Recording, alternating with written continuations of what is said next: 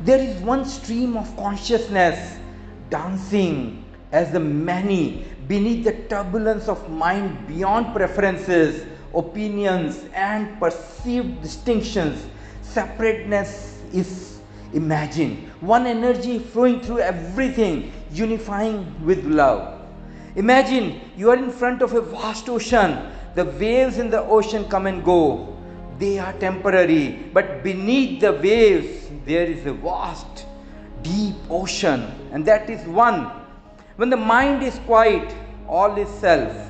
Warm welcome to Mystic Podcast with me. I'm Sakshi Narendra. Till you experience it firsthand, these are mere words.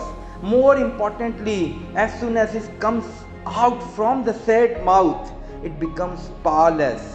The more you go within, the more one can experience this silence.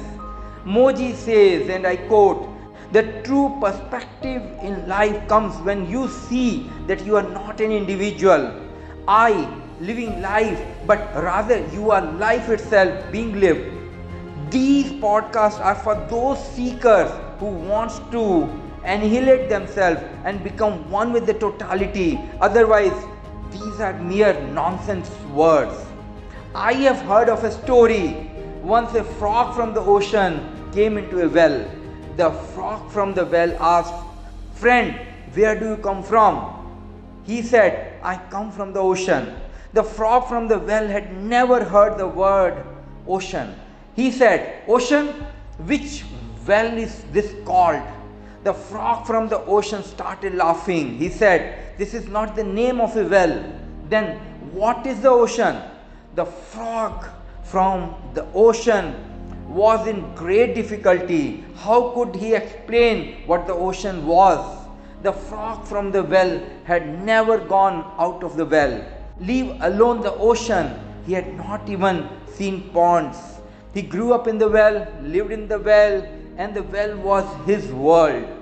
That was his entire universe.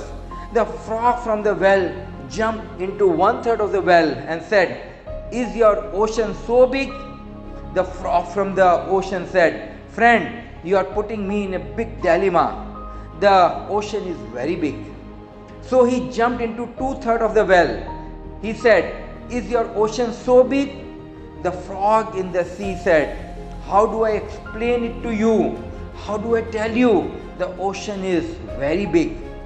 So he jumped from one corner of the well to the other. He said, "Is your ocean so big?" And then the frog in the ocean said, "This is nothing. It is infinite times bigger." So the frog in the well said, "I have never seen a frog that lies like you. Get out. Deceive someone else. What do you think of me? I am not a fool that I will believe you, but get you right now. There is no place in this well for such liars." This story is very meaningful. This is the story of a man. When Socrates was poisoned, the judges of Athens decided that either you agree to die or you stop saying the things you say. Choose any of the two. If you stop saying the things you say, then you can live. And if you continue saying those things, then there is no other way except death. Then agree to death. What was Socrates saying? He was talking about the ocean to the people in the well.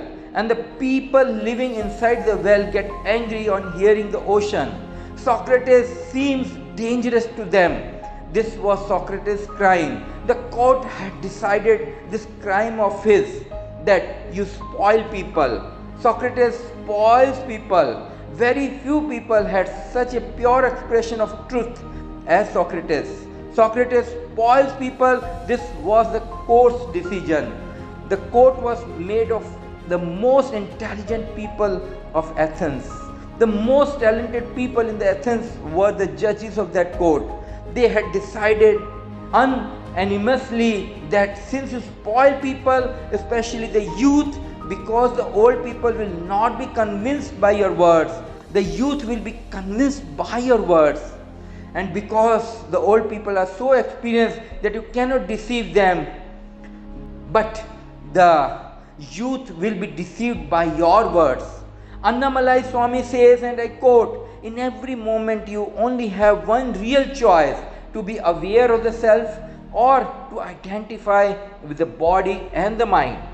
Only the constant awareness to the inner of self can help disengage from all kinds of thoughts, from all kinds of mind patterns. Each moment the seeker needs to inquire whether it is a body or a mind.